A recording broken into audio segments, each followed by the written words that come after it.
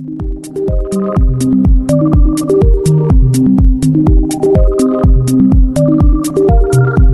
hello everyone. Welcome to Passion Studies. My name is Dikshan Sharma, and today in this video we are going to discuss your chapter number 5 of Geography class 12th.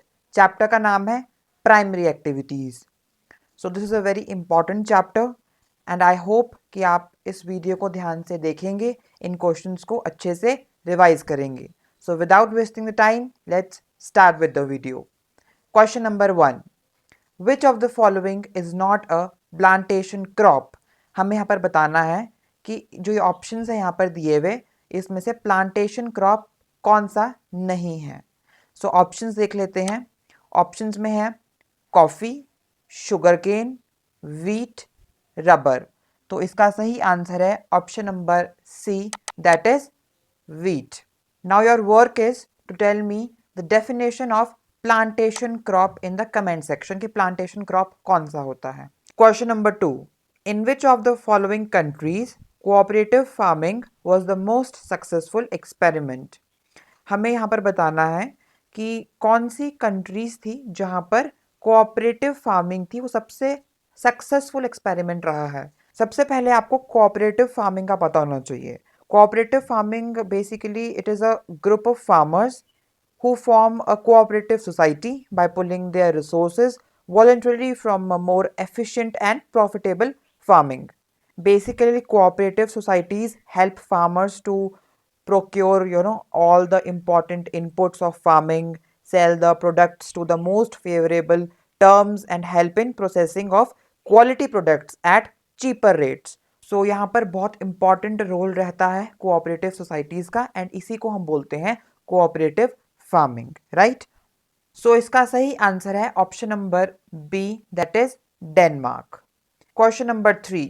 Growing of flowers is called truck farming, factory farming, mixed farming, floriculture. So जैसे नाम से पता चल रहा है floriculture, ठीक है. तो FLO, ठीक है. तो आपको इसे याद रखना है. It's the right answer, floriculture, ठीक है. Question number 4. Which of the following types of cultivation was developed by European colonists? ठीक है. तो बताना है यहाँ पर कि जो यूरोपियन कॉलोनिस्ट्स थे उन्होंने कौन सी टाइप ऑफ कल्टीवेशन को डेवलप किया था. ऑप्शंस है कॉल्कस, विटिकल्चर, मिक्स्ड फार्मिंग, प्लांटेशन. सो इसका सही आंसर है option number D, that is plantation. Agriculture को इन्होंने डेवलप किया था. आपका काम है कि आप मुझे बताएंगे कमेंट सेक्शन में the examples of plantation agriculture, ठीक है. कौन कौन से क्रॉप्स हम इसके अंदर उगाते हैं प्लांटेशन कल्टीवेशन के अंदर. Question number 5. Which of the following reasons is extensive commercial grain cultivation not practised? तो यहाँ पर बताना है कि ऐसे कौन से रीजन्स हैं जहाँ पर extensive commercial grain cultivation practice नहीं की जाती है. ऑप्शंस में है American Canadian prairies, European steppes, pampas of Argentina, Amazon basin. तो सही आंसर है इसका option number D, that is Amazon basin. So अगर बात की जाए एक्सटेंसिव कमर्शियल ग्रेन कल्टीवेशन की, तो ये बेसिकली प्रैक्टिस की जाती है आपकी इंटीरियर पार्ट्स होते हैं जो सेमी एरिड लैंड्स के, जो मिड ऑल्टीट्यूड्स में होते हैं, वहाँ की जाती है. और जो इसका मेन प्रिंसिपल क्रॉप होता है वो होता है वीट. इसमें हम और क्रॉप्स भी उगाते हैं जैसे कि कॉर्न, बार्ले, ओट्स, ठीक है. बट जो मेन क्रॉप रहेगा, प्रिंसिपल क्रॉप होगा, वो वीट होगा. और जो साइज होता है फार्म का वो बहुत बड़ा होता है, लार्ज साइज होते हैं फार्म्स के, ठीक है. एंड इसमें जो आपकी कल्टीवेशन होती है वो प्लोइंग से लेकर हार्वेस्टिंग तक सारी मैकेनाइज्ड होती है, ठीक है. मशीनरी का ज़्यादा यूज होता है. So therefore there is low yield per acre but high yield per person. तो ये इसका एक करेक्टरिस्टिक है, ठीक है, जो आपको याद रखना है. Next question is question number 6.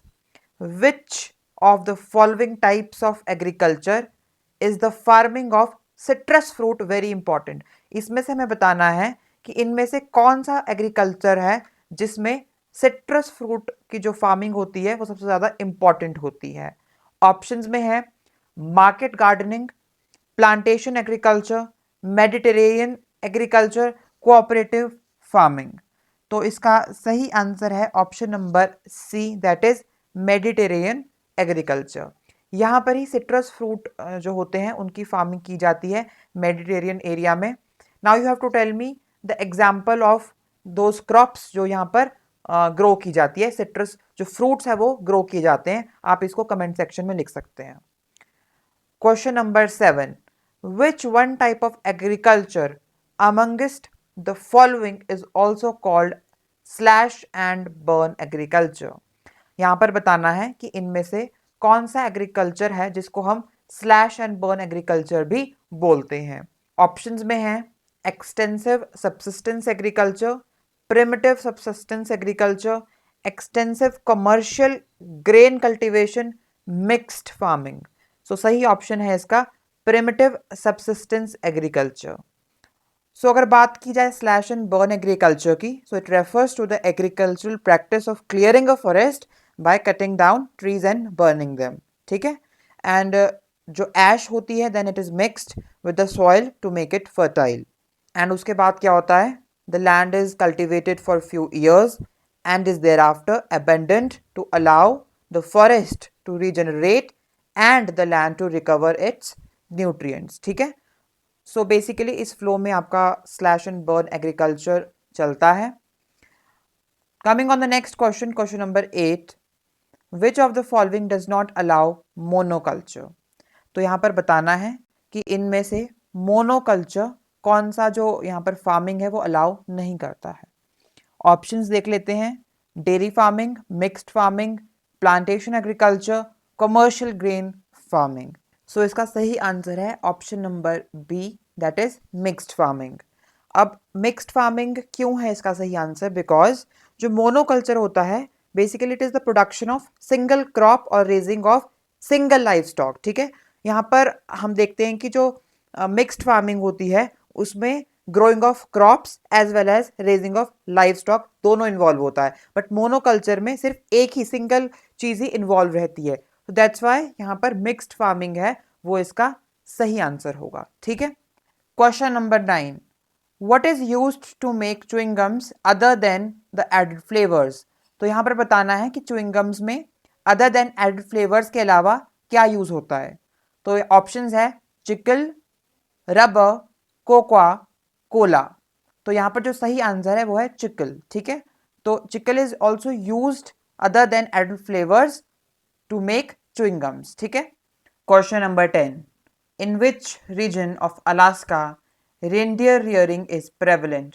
तो यहाँ पर बताना है कि ऐसा कौन सा रीजन है अलास्का का जहाँ पर रेनडियर जो रियरिंग है वो प्रेवलेंट है।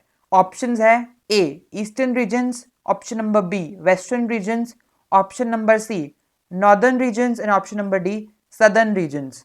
तो यहाँ पर जो सही आंसर है that is option number C northern regions. ठीक है, so therefore this was all about this video.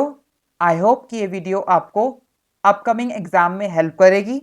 अगर आपको कोई भी कंफ्यूजन है इस चैप्टर से रिलेटेड या फिर कोई भी ह्यूमैनिटीज सब्जेक्ट से related, so feel free to ask me any time on my Instagram, Twitter, Telegram. सारे लिंक्स डिस्क्रिप्शन बॉक्स में मेंशन्ड है। So therefore, keep watching my videos, share them as much as you can, and do not forget to subscribe Passion Studies. Thank you so much.